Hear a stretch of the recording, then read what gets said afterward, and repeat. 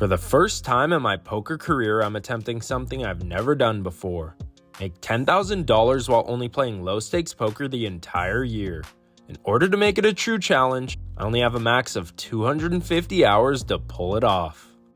Last week started out great, but then took a turn for the worse. My bluffs didn't get through, my reads were a little off, and I flopped monsters but got sucked out on in some huge pots. I'm only 11 hours in and down $2,041. Obviously not the start I envisioned, but the 2 sessions I'm about to show you guys feature pure chaos. This might be the best chance I've ever seen to get into the green. Only one way to find out, that's by heading out to the nicest card room in Northern California, which is none other than Stone's Gambling Hall. But before we get started, I gotta announce that I have some huge news coming soon, and Instagram gets the first look. Make sure you follow me at NorCal Poker so you don't miss out. We buy into the 1-3 game for the max of $1,000 and waste no time before getting in on the action. In this hand, I'm in early position and look down at the most infamous hand in low-stakes poker, an ace-king offsuit. Standard play is to raise in this spot. If I do that, given this lineup, I'll get a ton of callers, which is the last thing I want to do sitting here with ace-king offsuit out of position. So I implement a play I rarely make, which is to limp in with the monster and see what develops. The player to my left now raises to $15. 4 people call to 15 before action's back on me. Now that the trap's been set, it's time to put in a raise. I make it $125 to go, and one by one, they all fold. Look at all those chickens! No complaints here as we take down $75 in profit without even having to see a flop. In this next hand, I throw on the $6 straddle to keep the action going. One of the wildest players I've seen in years raises to $20 on the button. Big blind calls. Now action's on me. I look down at 10-8 offsuit. Obviously not a great hand, but to only have to call $14 more to win a pot of 60 against this player, I obviously put in the chips and it's time to defend my straddle. Going 3 ways to a flop and it rolls out Jack-9 deuce with 2 hearts, giving us an open-ended straight draw. The big blind and I check and flow. Now the action player throws out a half pot bet of $30, to which the big blind calls, and now action's on me. Could just call since I'm getting an amazing price to continue. It's been an hour since this game started and I've only played in a couple hands, so I'm going to use this tight image to my advantage by putting in a raise to 125. Doesn't seem to phase the button because he quickly puts in the call, and the big blind gets out of the way. With 340 in the middle, we're off to a turn and it peels off the best card in the deck and the queen of clubs, giving us the second nuts.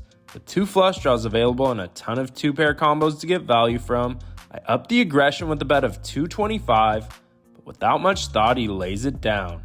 It sucks we weren't able to get paid on that turn, but I'm not worried because I could already tell there's going to be plenty more opportunities based off of the table dynamics. This next hand, the same action player limps from under the gun. When it's folded to me in middle position, I look down at the snowmen, pocket 8s.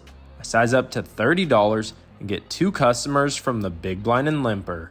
With $90 in the middle, we're off to an amazing flop of queen 10-8 with 2 hearts, giving us bottom set on a super connected board. Both opponents check it over, and since I'm unblocking top pair with a ton of worse hands to get value from, I decide to size up with a bet of $65 and just get called by the player under the gun. With 220 in the middle, we're off to a turn and it rolls out the 4 of hearts, bringing in the front door flush. Our opponent checks and flow, and now we have our first decision point. Check or keep betting for value. I think checking is fine against the opponents that are scared of the flush coming in and won't call a bet with a queen or a 10. This specific opponent couldn't care less. No need to go big, so I throw out a bet of $100 even, and once again he quickly slides in calling chips. I figured he would raise a ton of his flushes, so I'm feeling pretty good. We're still in the lead, especially when the river rolls out the 5 of diamonds, which shouldn't change anything. He checks it over for a 3rd time. Now we have to figure out his range in order to determine the best betting size to use on this river. I think at best he has a hand like Queen Jack offsuit because I'm 100% certain he's open raising Queen Jack suited or better pre-flop. I'm confident he's raising all his 2 pairs or straights on the flop, so I think the best course of action is to throw out a small river bet so we don't lose him. I put out a bet of $150, and although he looks visibly frustrated, he ends up tossing in the call. I roll over my hand, and as expected, it's the winner because our opponent tosses his hand in the muck. For this one, I throw on the $6 straddle and see a player in early position limp. A tighter player in the cutoff raises to 25, button calls, small blind calls, big blind folds, and I look down at A7 of diamonds. Too weak of a hand to squeeze out of position, too strong of a hand to fold, so I put in the call. So does the original limper, so we're going 5 ways to a flop of Jack 9-3 with 2 diamonds, giving us the nut flush draw. I check and flow. Surprisingly, action gets checked through. Off to a turn, and it rolls out the 10 of hearts, putting 2 flush draws out there, and also giving us a gut shot to the ass end of a straight. If the turn was a low disconnected card, I'd probably start to attempt to steal this pot, but with so many people left to act on a card that anyone could have connected with, I decide to check and evaluate, but once again, action gets checked through. Still going 5 ways to a river, and it peels off the amazing 6 of diamonds, giving us the nut flush. The small blind checks it over, and I'm not too sure anyone really has anything, but I obviously need to go for value, so I throw out $55 and surprisingly get 2 quick calls from the cutoff and button, which was fine by me. Now the small blind does the last thing I was expecting, and puts in a check raise to $170, which is music to my ears. He's never doing this with anything other than a flush, so now we have to determine the best size to raise for. If this was the action player, I'm going all in and not thinking twice, but this opponent tends to give me a ton of credit, so if I jam, then my hand is basically face up. So I wanted to raise to an amount that our opponent might think I'm doing this with the middling flush that he has beat, which is why I raised to $430. Folds back to the small blind, and after about 30 seconds, he comes to a decision and puts in the call, so we scoop in this massive 4-figure pot, and now I just got one thing to say. Tell him to bring me my money. For this one, we finally get involved in a local famous $15 bomb pot. 7 people decided to join the party, and we're on the button and get dealt 10-9 offsuit. Off to a flop 7 ways with ultimate position, and it rolls out 10-8-7 with 2 diamonds, giving us top pair and an open-ended straight draw. Action gets checked to me, and I think most players are betting 2 pair or better on this connected of a flop, so this gives us the green light to value bet. I throw out $75 to charge all the flush draws and worst pair plus straight draws, and just get action from a player in early position, increasing this pot to $255. Going heads up to a turn, and it rolls out the 7 of diamonds, pairing the board and bringing in the front door flush. Not the best card in the world, so when our opponent checks, I decide to check it back and evaluate the river, which rolls out the Jack of clubs, giving us the straight. Our opponent decides to check once more. Now we have to figure out what he has. I'm confident he's not checking a full house or a flush, so a value bet is in order. Given that it's a bomb pot and there was no pre-flop action, our opponent could easily have an overpair, a strong 10, or maybe even a hand like Jack 10 that could call a bet. So I make it $125 to go, targeting all those hands. Without much thought, our opponent slides in calling chips and I roll over the winner. Pretty happy with that river, because I think we needed it to win this pot. I'm currently up over $1,150, which is by far the most I've been up in 2026. While I'm trying to take notes from the last hand and color up my chips at the same time, I get involved in one of the craziest hands I've played in a while. A player in early position opens it up to $15, and like I said earlier, this game isn't short of action because 6 people put in the call, and I look down at 40% of a royal flush and ace-jack of hearts. Since 6 people just called the $15 and didn't 3-bet, I'm sensing a ton of weakness and we have the perfect hand to put in the squeeze play with. I make it $125 to go, looking to either take down $105 in profit or play a bloated pot with an amazing hand. Now the original raiser decides to go all in for $200 total. The action player in the cutoff wastes no time before snap calling the $200, and everyone else gets out of the way. The all-in wasn't enough for me to re-raise, so I call the extra $75, and this pot has quickly ballooned to $660. We haven't even seen a flop. Going heads up to a dry side pot, The flop comes out Jack 7 deuce with 2 clubs, giving us top pair, top kicker. Couldn't have asked for a better flop, so I throw out a value bet of $175, but now the action player says screw it and goes all in. If he has a set, then so be it, but I snap call and this pot has quickly increased to $1,830. If I win this one, I'll be up over $2,200 and by some miracle be in the positive for this challenge. I roll over my hand and we're off to see a run out. Don't really know what I'm up against because this opponent plays any 2 cards, but wouldn't mind if running jacks come out to give us the win and be on track to book our biggest win ever. Turn rolls out the deuce of hearts, which shouldn't change anything, and the river peels off the 8 of clubs and our opponent shows 6-5 of clubs for the rivered flush. Son of a bitch! Instead of being up huge on the day, we get a kiss that money goodbye and now we're back to grinding. A few orbits of losing some small pots went by before we get involved in another one. Under the gun starts off with a limp, and the same opponent from last hand also limps. Action folds to me in the cutoff and I look down at Jack 10 offsuit. I'm trying to isolate this player and play in as many pots as possible in position, so I raise to $35 and get called by both limpers. Going 3 ways to a flop in position, and it rolls out ace queen 7 rainbow, giving us a gut shot to Broadway. Checks to me, and this is the perfect board to start a c-bet bluff with. Since they only limped pre-flop, they never have aces, queens, or ace queens, so I have the huge range advantage. I've only shown down monsters all day, so I'm going to use this tight image to my advantage. No need to go big, so I throw out a c-bet of $35 and get called by the player under the gun, and the action player gets out of the way. Going heads up to a turn, hoping for a king, but it peels off the 8 of diamonds, which now gives us even more equity since a 9 also gives us the nut straight. I also think this card is a blank for under the gun because I'm positive he's folding 7-8 and pocket 8s on the flop because he still has to worry about the action player, so now we have a decision. Check and see a free river or continue bluffing. I think at best our opponent is capped to a hand like ace-9 since he didn't raise pre-flop, and since I bet small on the flop, he could have a ton of queen x hands as well. Low stakes players hate getting put to the test with just one pair, so I decide to overbet and go all in for 260 total, and it sends our opponent in the tank, which I love to see. I was expecting a fold since I put him on a weak 1 pair, but he ends up throwing in calling chips, so I know I'm in trouble. Off to a river knowing I need a king or a 9, but it rolls out the 6 of clubs and our opponent shows queen 8 of spades for the turn 2 pair. What I thought was a blank on the turn was actually a horrible card because I guarantee if he didn't hit 2 pair he would have snap folded, so I essentially got 3 outed because I would have checked back a queen. I actually really liked this bluff attempt, I just happened to run into it this time. After being up huge on the day, I'm now officially stuck.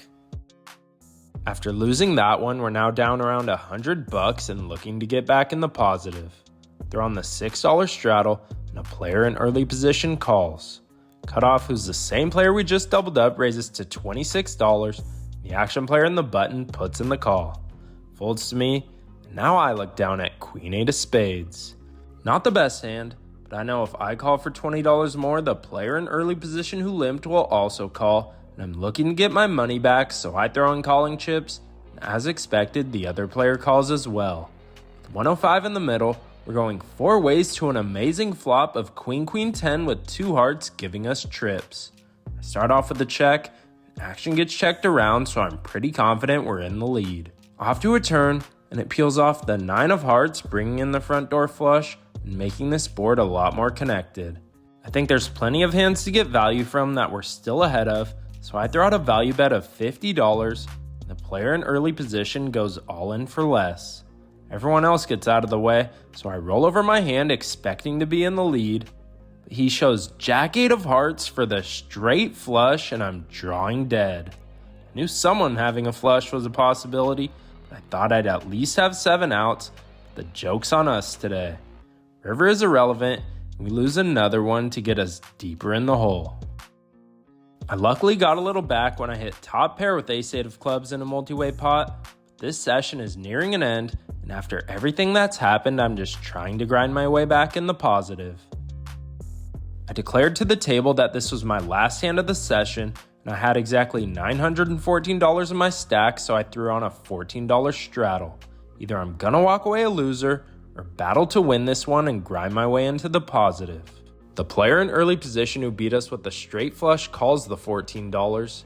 Next stack now raises to $50. When action folds to me, I couldn't even make this up if I tried, because I looked down at the ladies, pocket queens. Since I'm out of position to both players, I decide to size up and make it 4x with a raise to $200. Under the gun goes all in for less. Other player decides to get out of the way, and we're off to see a run out.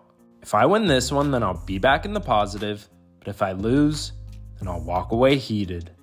Flop comes out Queen Jack 8 Rainbow, giving us top set. The turn puts the nail in the coffin with the Queen of Diamonds giving us quads. Wish he hit the straight flush in this hand because it would have given us the bad beat jackpot, but no complaints here as we scoop in our last pot of the day, so let's get to the outro. I think it's safe to say that was one of the craziest sessions of my life. We were into the game for the original 1,000, and out for 1061 for just a $61 win. Would have been nice if that ace jack hand held up, but at least we were able to book our first 1-3 win of the year. For day 2, we run it back and buy in for the max of $1,000. Despite being upstuck from last session, I'm looking to build off the momentum from that pocket queens hand and into the new day. We're only about 10 minutes in before we get involved in our first interesting hand of the day. Just like day 1, today is going to be just as wild because a super action player throws on the $11 under the gun straddle. Action folds to me in early position, and I look down at a premium and ace king of clubs. Raises in order, so I make it $30 to go and get 2 callers from the cutoff and button. Player in the small blind now puts in a 3-bet to $100 even, and action's back on me. In my opinion, this sizing is never indication of aces or kings because low stakes players usually size up way more for value and want to go for the max. So to me, this feels like an in-between raise with ace queen suited, ace king, or pocket 10s through pocket queens. Never just calling here because I don't want to play a 4-way pot with ace king, but stack sizes are a little awkward because I also don't want to 4-bet to 250 and if I miss on the flop, be in a weird spot. So with so much money out there, I decided to go for glory and go all in for $757 effective. I figured by making this play I could go for max fold equity and put hands that I'm behind of like pocket 10s and pocket jacks in a horrible spot, or possibly get him off a chop if he has ace king himself. After the cutoff and button fold, our opponent in the small blind looks visibly uncomfortable and tanks for over 30 seconds, but ends up sliding in calling chips. We both decide to roll over our hands and he shows the ladies, pocket queens. We have a battle of the ages. Ace king suited versus pocket queens all in pre-flop competing for a $1,575 pot. If we win this one, then we could get this challenge headed back in the right direction and never look back. But if we lose, then we're standing in deep shit. Off to a flop, hoping to see an ace or a king in the window, but it rolls out 10-9-6 rainbow with no clubs, which we hate to see. Turn is no help to us in the 8 of diamonds. The river peels off. The 3 of clubs, and we double up our opponent. I actually liked the way I played it because for how long he tanked with the queens, we could have easily gotten him off 10s, jacks, and ace king, but we just happened to lose another big one and now I'm stuck huge to start the day. I wish we could say momentum quickly turned back in our favor and we got some of those losses back. We suffered death by 1,000 cuts. We missed a straight draw with 8-7 of clubs, missed a set mining operation with pocket 5s, flopped second pair with king-queen offsuit but 4 to a flush came out, and then missed a flush draw with queen 9 and diamonds and had to fold when we got jammed on. Losing all these hands forces me to add on $200 to get to the max. I'm now into this 1-3 game for $2,000 total. Wish I was making this up, but we then lost with ace queen of clubs versus ace king in a 3-bet pot, but luckily an ace didn't come out or else I would have been screwed. We also can't connect at all with 7-6 of hearts in a bomb pot, so another $230 leaves our stack. At this point in the session, I'm down over $1,200, but I'm confident it can't keep going this way, so I'm heading into this next one super optimistic, especially going up against the biggest action player in the entire casino, so I have the perfect chance to double up. There's no straddle on this hand, and action folds to me on the cutoff, and I look down at the snowmen, pocket eights. I raise them up to $15 and get called by the button. Now the action player puts in a 3-bet to $75. Folds to me, and now I have a decision. Since I'm in a cutoff for small blind configuration, I'm confident this specific opponent could be making this play wider than most, so I debated 4-betting for a second, but decided against it and settled on a call. Button gets out of the way, so with $165 in the middle, we're going heads up to a flop of 10-3-3 with 2 hearts, giving us second pair. All in all, a pretty good flop since he has a ton of 3-bet hands that never connect with this flop, so we should still have the best hand the majority of the time. Our opponent doesn't slow down and throws out a C-bet for $85. I don't think there's anything to do than just call and see what develops. I toss in the chips. We're off to a turn which peels off the 4 of spades, which shouldn't really change anything. I was hoping our opponent would slow down and check, but instead he throws out a pretty strong bet of $225. Against most players, I'd toss my hand in the muck and not think twice, but I've seen this player bluff plenty of times in these 3-bet pots, so I'm not convinced just yet. So I put in another call, and this pot has quickly increased to $785. Hoping for a blank on the river, we get what we want when the 7 of diamonds rolls out. The front door flush and any ace-x hand he could be bluffing with completely miss, and now our opponent slows down and checks, which I love to see, because I think he's giving up with a hand like ace-queen or ace-jack. I gladly check it back to get to showdown, and our opponent shows ace-10 offsuit for top pair, top kicker. My read of him being wide pre-flop was pretty accurate. The only problem is he happened to connect with the flop this time. I'm confident he'd play it the same way with all his ace-king and ace-queen hands, just got unlucky because he hit his pair, which we didn't see coming. We have yet to win a pot this session, which is hard to believe, so in order to get to the max, I add on another $500, and I'm now into this 1-3 game for $2,500 total. I wish I could report that this session turned around for the better, but I unfortunately continued to bleed chips from my stack and lose hand after hand. I couldn't connect with king-jack offsuit, missed with pocket 5s again, called a 3-bet with ace-10 of diamonds, but the flop came out all low clubs, forcing me to fold. I went this entire session without winning a hand. To make matters worse, the action players at my table went to play PLO, so instead of driving myself crazy trying to get it all back at once, I decided to just call it quits, so let's get to the outro. Not much to say other than it sucks to lose a massive flip to start the day. In for $2,500, out for only $806 for my biggest loss in over a year and a half of $1,694. As for this week in poker, I played 6 hours and 15 minutes and lost a total of $1,633. Unlike the week before, I was actually really happy with the way I played, but once again, I just couldn't win the big pot when it mattered.